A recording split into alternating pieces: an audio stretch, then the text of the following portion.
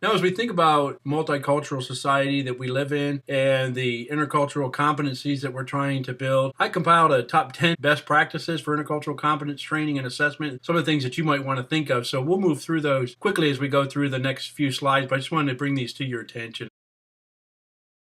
The first best practice, start with the needs assessment. And with that, you want to pay special attention to culturally unique aspects of the job, pretty much assess the task, the person, and organizational needs for international training focus, specifically on culturally unique aspects of the task, person, and organization. And then consider spousal and family needs for expatriate trainees. As you're working in that area, if you're on the HR side, training other folks, or you're in an education system and you're working with people that will be having overseas assignments, maybe for a short stint, maybe going to China or Korea to work for three weeks at a time, or to South America, to Latin American countries, whatever. But to have those things considered as you put together your training to build intercultural competence.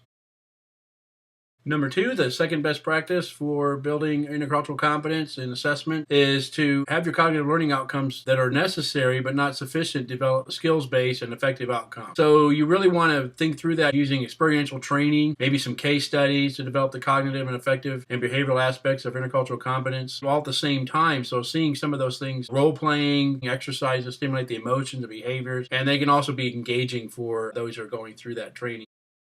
So number three, best practice, let's think about generic training, culturally generic, especially if trainees are working and could be working with multiple cultures. Think about that in education, obviously in business world, but education especially is you're working in a multicultural society. Focus on developing transferable competencies such as adaptability or social problem solving, provide opportunities for trainees to practice the competencies across a variety of settings. So give them some ideas, some settings, maybe some case studies, some role playing again, maybe looking at watching some videos or some movies and seeing how people carry out their actions, and then maybe providing some alternatives.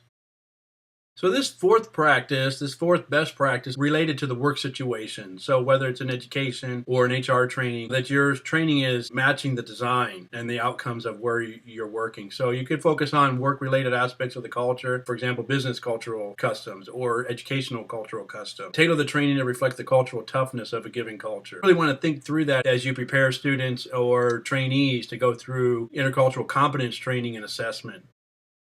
Number five, best practice, use longer, more complex training for longer, more complex assignments. Here you want to just match the length of the training components to the length of the transfer assignment. So avoid waste and resource on extensive training for more short-term assignment.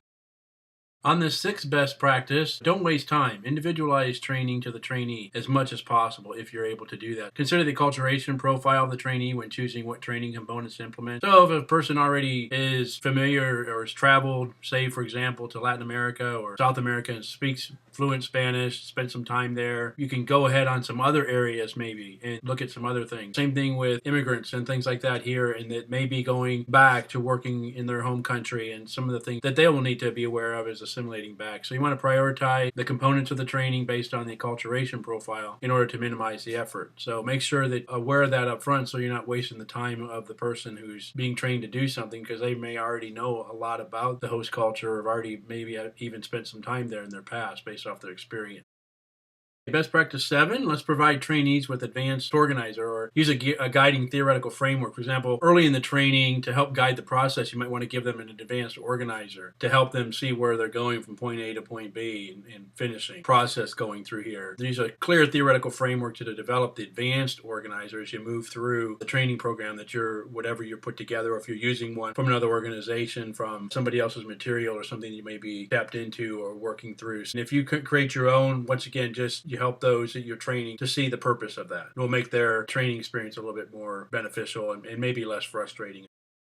Best practice 8, I think this is a really good one here. Let's think through getting the best of both worlds. So maybe use an integrated training approach. Don't limit it to one way where you're just teaching from a lectern or just doing only case studies or experiential type thing. Based on the needs of the trainees and the type of situation you're trying to transfer to them, competency or idea or blend. So some things may be more appropriate for teaching, just giving knowledge maybe from a lecture, whereas some other things you may need to put them in role play and to see how they would work through it and things they necessarily can't predict. But once that's done, then maybe go back and assess that and how you maybe would have handled things a little differently in a certain situation.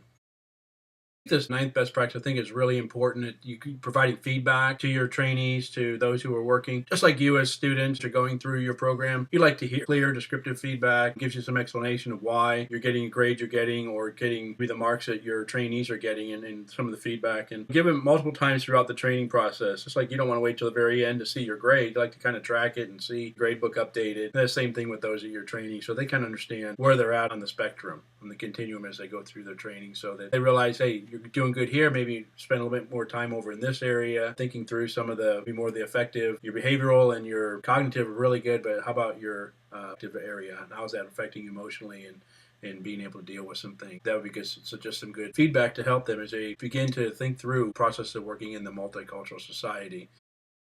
Finally, the 10th and final best practice in our top 10 list here is evaluation of intercultural competence training. Should just go beyond more than just an evaluation sheet at the end or a smile sheet, as says here on our slide, but try to assess them in as many different ways as you can. Competency-based skills and attitudes, not just their reactions, but try to get other ways that you can measure that. Maybe you're doing some videoing, and maybe you're doing some audio capture, and working with them and just sensing and realizing their different responses in different areas. The different methods you can to capture the outcome is survey sheets are good, and evaluation sheets are good, but there's other ways to do that with the technology that's available, with video and screen captures, audio as well, and just sensing those reactions and then being able to assess those and put those in real time and sit with the candidate or the trainee and show them some of these areas.